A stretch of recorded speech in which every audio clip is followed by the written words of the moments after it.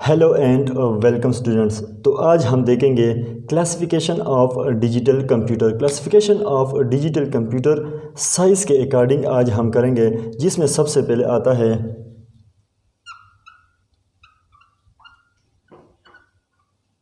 Super computer. Second position पे आता है main frame computer.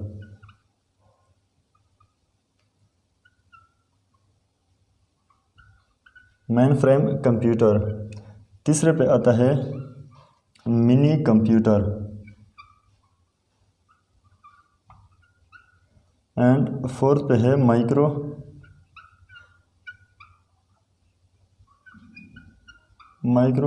Computer.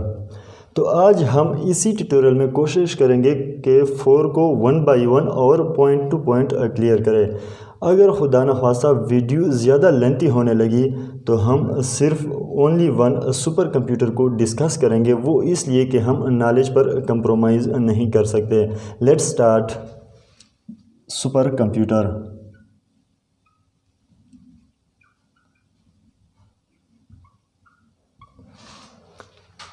Super computer, जैसे ही हम सुपर कंप्यूटर की बात करें तो सबसे पहले हमारे जहन में आना चाहिए ह्यूज इन साइज़ या large size. Large in size.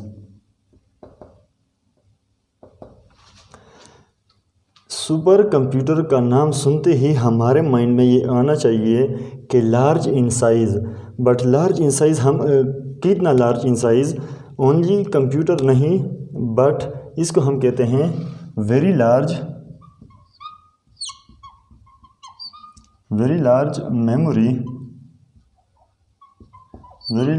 Memory and storage. यानी सिर्फ और सिर्फ ये साइज़ में बड़ा नहीं होता, इसमें प्राइमरी और सेकेंडरी मेमोरी भी बहुत ही ज़्यादा होती है। तो इसलिए हम इसको कहते हैं large in size, very large memory and storage, क्योंकि इसमें मेमोरी और जो स्टोरेज यानी प्राइमरी और सेकेंडरी मेमोरी दोनों बहुत ही ज़्यादा साइज़ में होते हैं, इसलिए हम इसको कहते हैं लार्ज इन साइज़ या large in memory and storage. इसको फर्दर कहते हैं house of processor.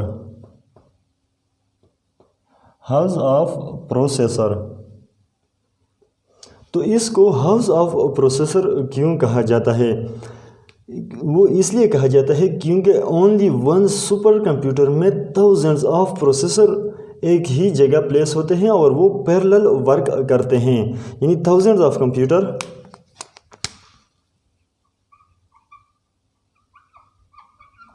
thousands of processor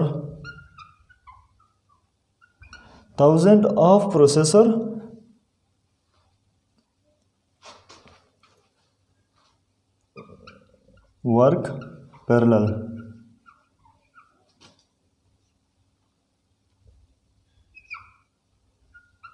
for one instruction। For one instruction हम इसलिए लिखते हैं कि थाउजेंड ऑफ प्रोसेसर होते हैं, वर्क इन पैरेलल, वो पैरेलल में काम करते हैं। यानी एक सुपर कंप्यूटर में हज़ारों प्रोसेसर होते हैं और एक किस्म की डेटा या एक किस्म की इंस्ट्रक्शन पर वो एक किस्म का अटैक कर लेते हैं। सारे प्रोसेसर एक ही डेटा को प्रोसेस कर लेते हैं, तो इसलिए हम कहते हैं house of processor parallel in work for one instruction के, यानी वो एक किस्म के डेटा या एक इंस्ट्रक्शन पे सारे processor at a time work करते हैं, तो इसलिए इसको हाउस ऑफ प्रोसेसर कहा जाता है। तो जब इतने ज़्यादा प्रोसेसर एक ही डेटा पे वर्क कर रहे तो इसलिए हम इसको कहते हैं सुपर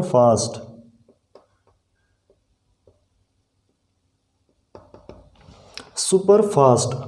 अब ये कितना फास्ट होता है इसको हम नापते हैं टिप्स पर हम ज़्यादातर पाकिस्तान में नापते हैं, फॉरेन कंट्री में इसको फ्लॉप्स फ्लॉप्स पर वो नापते हैं।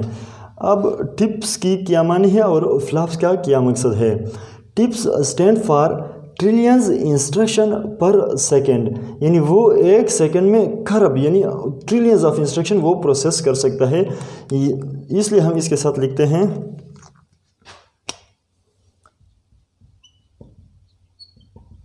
ट्रिलियंस, या 1 ट्रिलियन भी लिख सकते हैं, ट्रिलियंस भी आप इसके लिए लिख सकते हैं, ट्रिलियंस ऑफ इंस्ट्रक्शन पर सेकेंड, या फ्लोटिंग पॉइंट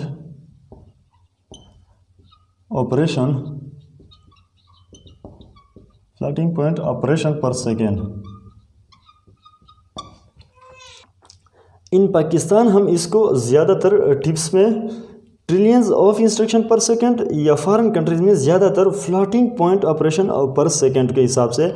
तो यहाँ NTS वगैरह में आपके सामने कोई इस किस्म का मल्टीपल चॉइस क्वेश्चन आ सकता है कि सुपर कंप्यूटर डेटा किस तरीके से कैलकुलेट करता है, या किस चीज़ पे हम किस ज़रिए से हम इसको नापते हैं। तो इसके लिए हम बोलते हैं कि टिप्स यानी ट्रिलियंस ऑफ इंस्ट्रक्शन पर सेकंड, या वो फ्लॉप्स का भी आपसे पूछ सकते हैं। तो आप फ्लोटिंग पॉइंट ऑपरेशंस पर सेकंड फ्लोटिंग पॉइंट ऑपरेशंस पर सेकंड, तो आप इसमें भी इसका आंसर दे सकते हैं। जब भी सुपर कंप्यूटर आपको इतनी ज़्यादा फैसिलिटी प्रोवाइड करता है तो इसका एक ड्रॉबैक्स ये है, मोस्ट एक्सपेंसिव,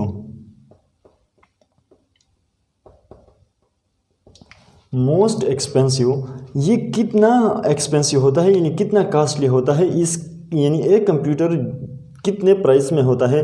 तो आप इसका अंदाज़ा इससे लगा सकते हैं कि आम आवाम तो छोड़े, बड़े बड़े ऑर्गेनाइजेशन भी इसको यूज़ नहीं कर सकते हैं। सिर्फ़ और सिर्फ गवर्नमेंट पेड ऑर्गेनाइजेशन या बहुत ही ह्यूज ऑर्गेनाइजेशन हो कि इसकी रेवेन्यू बहुत ज़्यादा हो, तब भी ये कंप्यूटर यानी सुपर कंप्यूटर को यूज़ कर सकते हैं। अदरवाइज सुपर कंप्यूटर को यूज़ करना आम लोगों के लिए इम्पॉसिबल है। सिंपल हम इसके साथ लिख सकते हैं GOVT यानी गवर्नमेंट ऑर्गेनाइजेशन, बस गवर्नमेंट ऑर्गेनाइजेशन या बाकी भी बहुत ही ह्यूज को वो खला पे तहकीक करे या न्यूक्लियर रिसर्च करे, यानी बहुत ही ह्यूज ऑर्गेनाइजेशन के अलावा वो कोई यूज़ नहीं कर सकता क्योंकि इसकी कास्ट बहुत ज़्यादा है। तो नेक्स्ट पॉइंट है डिज़ाइन फॉर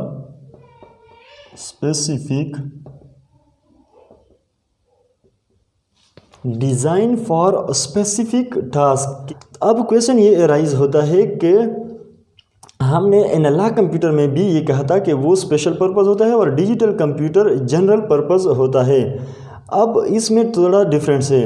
अगर हम एनालॉग की बात करें, फॉर एग्जांपल ये एक स्केल है, हम इसको सिर्फ वज़न के लिए यूज़ कर सकते हैं, बट इसका मकसद है स्पेसिफिक टास्क का कि ये एक टास्क परफॉर्म करेगा। फॉर एग्जांपल, तो इसकी जब हम एग्जांपल को देखें फिर आपको समझ आ जाएगा। इसका एग्जांपल है वेदर फॉरकास्टिंग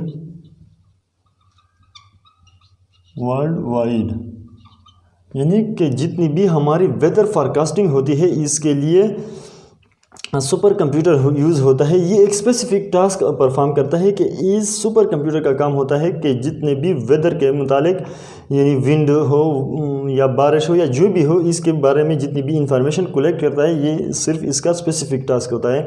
इसलिए मैंने एनालॉग का जिक्र किया कि आपका कंसेप्ट क्लियर हो कि जनरल पर्पज़ में जो सुपर कंप्यूटर है या डिजिटल कंप्यूटर में जो सुपर कंप्यूटर है वो स्पेसिफिक टास्क है, न कि स्पेसिफिक पर्पज़ के लिए है।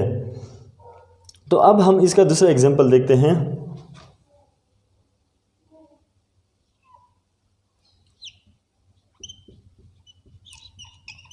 न्यूक्लियर एंड बायोलॉजिकल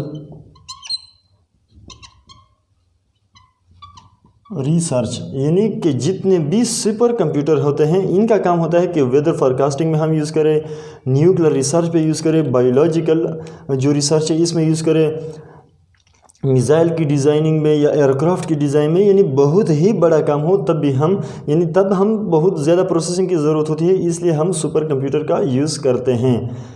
इसका जो नेक्स्ट पॉइंट है वो एमसीक्यूज़ के लिहाज से बहुत ही ज़्यादा इम्पॉर्टेंट है कि एक पॉइंट से 2 एमसीक्यूज़ निकलते हैं और इन दोनों में से बोर्ड एग्ज़ाम, होम एग्ज़ाम या किसी भी एनटीएस वगैरह में कभी न कभी बहुत ही ज़्यादा टाइम ये आ जाता है। तो देखते हैं कि ये क्या है। फर्स्ट सुपर कंप्यूटर, कि फर्स्ट सुपर कंप्यूटर जो था वो कौन सा था, तो इसके साथ हम लिखते हैं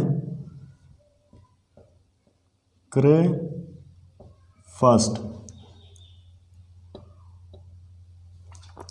यानी जो सबसे पहले सुपर कंप्यूटर बनाया गया था वो क्रे फर्स्ट था। क्रे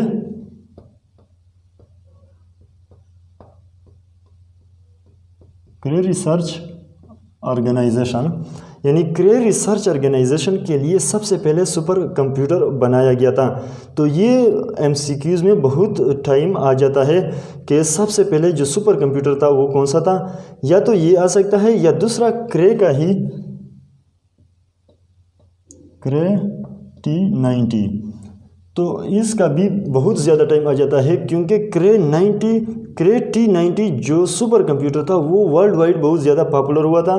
तो बहुत जगह ये एमसीक्यूज़ आ जाते हैं कि दुनिया का पॉपुलर जो सुपर कंप्यूटर था वो कौन सा था, तो इस आपको फ्यूज़ नाम दिए गए होते हैं। तो इसमें क्रे T90 जब आ जाता है तो आपको बिना सोचे समझे क्रे T90 ही लिखना होगा।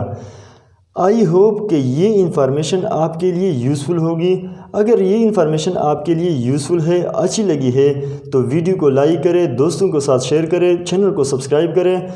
तो नेक्स्ट जो हमारे 3 पॉइंट है, main frame computer, mini and micro computer, तो इसको हम 1 बाय 1 नेक्स्ट वीडियोज़ में डिस्कस करेंगे। क्योंकि अगर एक वीडियो में हम सारे को डिस्कस करें या तो इसकी ड्यूरेशन बहुत ज़्यादा हो जाएगी या फिर हम इसके जो पॉइंट्स है इस पर कंप्रोमाइज़ करके इसको शॉर्ट करेंगे। तो इसलिए मैंने डिसाइड किया कि हम इसको नेक्स्ट वीडियोज़ में डिस्कस करेंगे, क्योंकि ये एमसीक्यूज़ और शॉर्ट क्वेश्चन के लिहाज से बहुत ही ज़्यादा इम्पॉर्टेंट है।